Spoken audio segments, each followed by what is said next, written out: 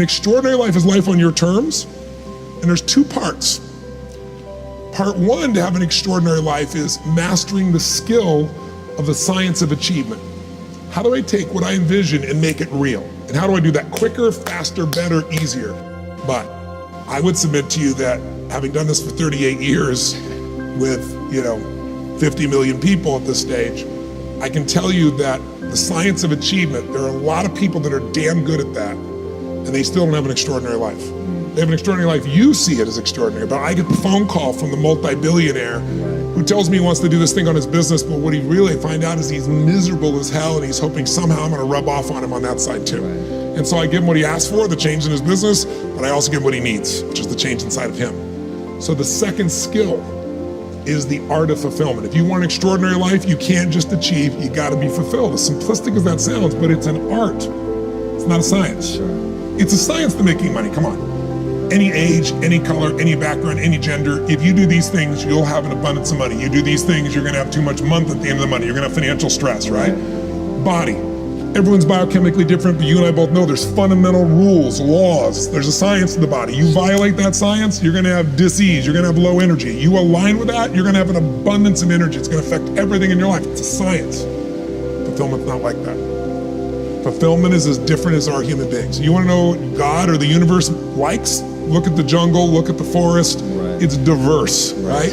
So most people think, well, I wanna get that, because they've been modeling somebody else, and that might work on how to achieve something. It'll never work for what to fulfill you. Success without fulfillment is the ultimate failure, because if you go at something and you fail and you're an achiever, you don't fail, you go, I learned something, I'll just try something else. I'm gonna still get there. But when you succeed and you're not happy, you're technically screwed. So a perfect example of this, I mentioned in the seminar you were there because it hit me about a year and a month ago, we lost what I consider a national treasure, Robin Williams.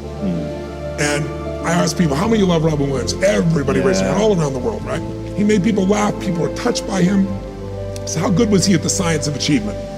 I mean, he wanted to be a great comedian and make the whole world laugh, he did. He wanted to have his own TV show, he did. He wanted the #1 show, he did it. He wanted to make movies, he did. He wanted to have an Academy Award for not being funny, dramatic, and he did it, right? He did it, yeah. He said he wanted a beautiful family. He achieved everything, and he hung himself. That's crazy. And I know recently someone's saying, well, he had dementia, he had drug abuse, he had alcohol abuse most of his life because he made everybody happy but whom? Himself.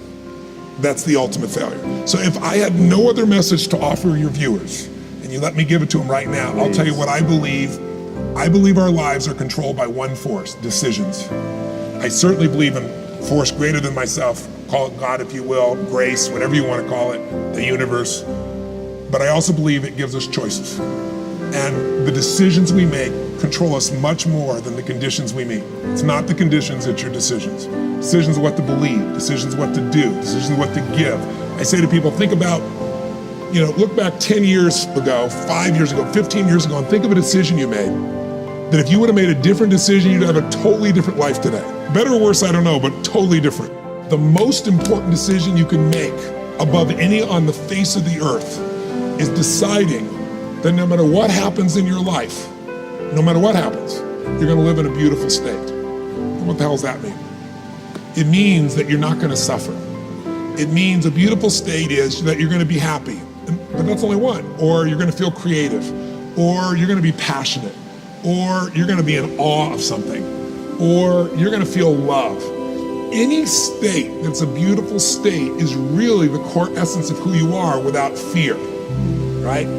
People that have everything, right, your point of view, most people's point of view, they have the fame and they have the love and millions of people love them and they have great economics, financial freedom, and they have homes and they have the fashion, they have everything, they're the shit. I can't tell you how many of them are miserable. The majority are miserable. I'm not bullshitting. I'm the one who gets the phone call from the vast majority. When I say miserable, they're so used to it, some of them don't even realize they're miserable, but most do.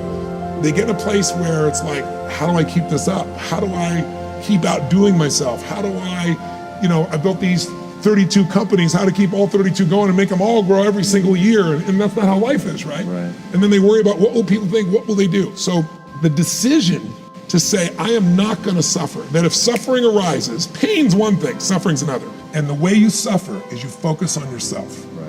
Suffering comes when we obsess about ourselves, what we're getting or not getting, what we should have done, what others should have done for us.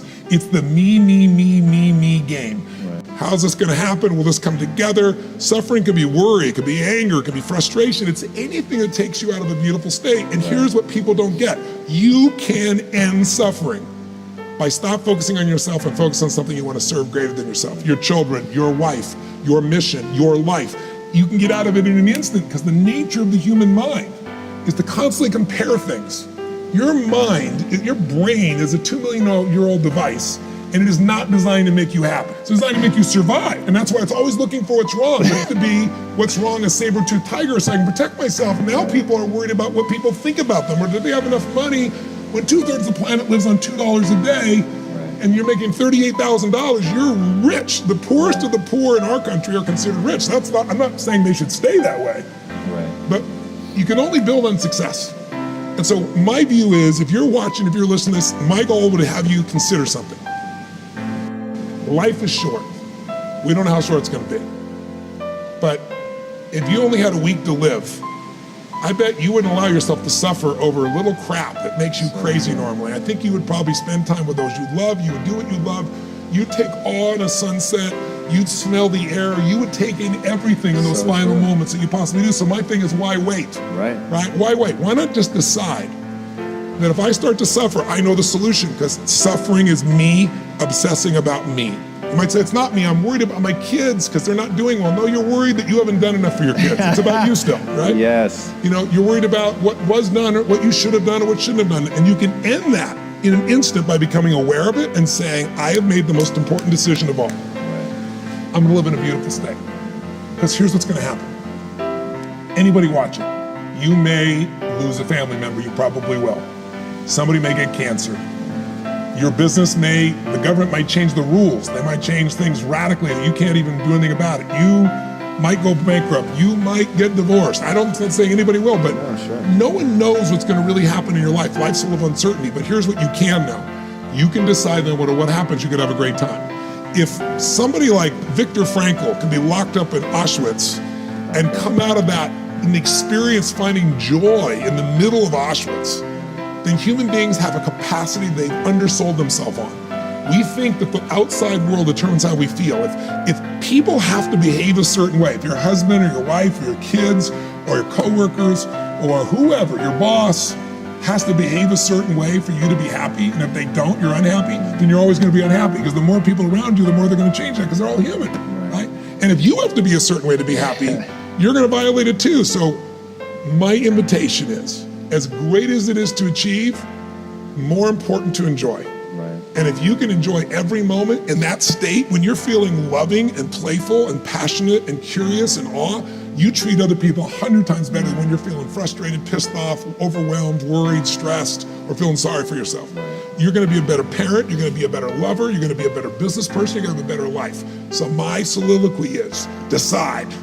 Decide today and actually say, what if I cut it off? What if I said, I'm not willing to settle and I'm just gonna live in a beautiful state? Doesn't mean you won't feel bad, it doesn't mean you won't stay there. You instantly change. That's doable. I'm on a mission to help people end suffering. But I really do believe that people have got to look at their life and say, as much as I want great strategy, I need a great philosophy of my life that's gonna make me fulfilled. If you're fulfilled, it's still worthwhile. And you can find a way to succeed eventually. But what the hell is success? It's hitting an expectation. And I always tell people, man, trade your expectations for appreciation, and it's a whole new world instantly. If you can appreciate this moment, if you can't find ecstasy in this moment, in a conversation with a friend, and looking in your wife's eyes, being with your children, going on a run, if you can't find ecstasy now, I'm here to tell you, more money, more people, more love, more business, more anything is not gonna give you more ecstasy. If you can't do it here now, you're not gonna do it there when you got more. So why not do it now and have a rich life right now? I tell people, money, that's one thing. Like having financial abundance, there's skills, that's a science. But wealth, it's a decision. It's like, you can be wealthy right now. I live in Fiji a good portion of the time. There are these villagers there. They're the richest people I know. They're happy, they laugh, they love, they don't give a damn about the economics. Other people say they're poor, When I first went there, I was trying to do things for them. They're like, what are you talking about? I'm so happy. Wealthy people come over from the United States and they go travel around and try to figure out what to do, and they're going to spend 9 years to do this and this and this so they can finally sit down and be happy. And the Fijian guy goes, why don't you sit on the beach right now, dude, and experience it? Why spend the 9 years? Why not have it now? That's my invitation.